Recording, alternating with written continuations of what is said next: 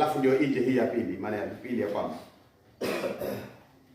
ameepukana na uovu.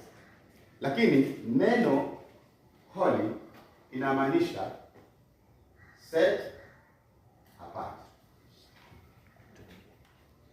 ama separate. Ni sawa sawa na set apart. Separate.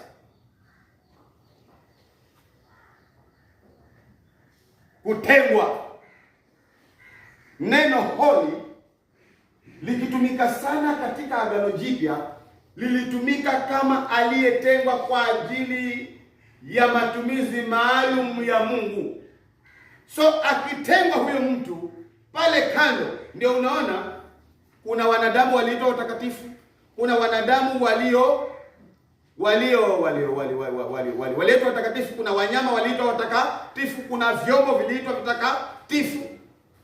Sasa kitu chochote hakingeitwa kitakatifu mpaka kwanza Mungu ameagiza kwamba hiki nitengeeni kwa ajili ya matumizi yangu maalum.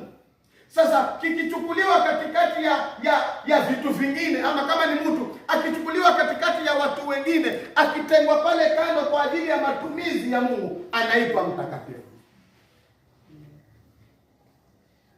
Sasa hiyo ndiyo maana ya kwanza ya neno utakatifu, na ndiyo maana ambayo ina msingi wa hali kwamba mtakatifu ni aliyetengwa kwa ajili ya matumizi maalum ya nani? Ya Mungu. Ametengwa kando kwa matumizi maalum. Hata tupate ushahidi wa kile ninachokiongea, ili isije ikawa yule mwanaume anapenda kusema sana hakuna chochote. Walawi 20:26. Leviticus 20:26.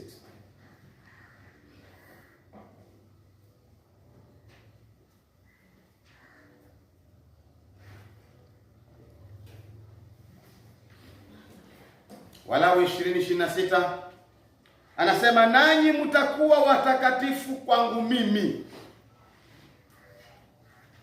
Ni Mungu huyu anawaambia kikundi cha watu ya kwamba ninyi mtakuwa watakatifu kwangu mimi. Kitakachokuwa fanya wao kuwa watakatifu ni nini? Anaendelea. Anasema, kwa kuwa mimi Bwana ni mtakatifu, nami nimewatenga ninyi na mataifa ili kwamba muwe wangu.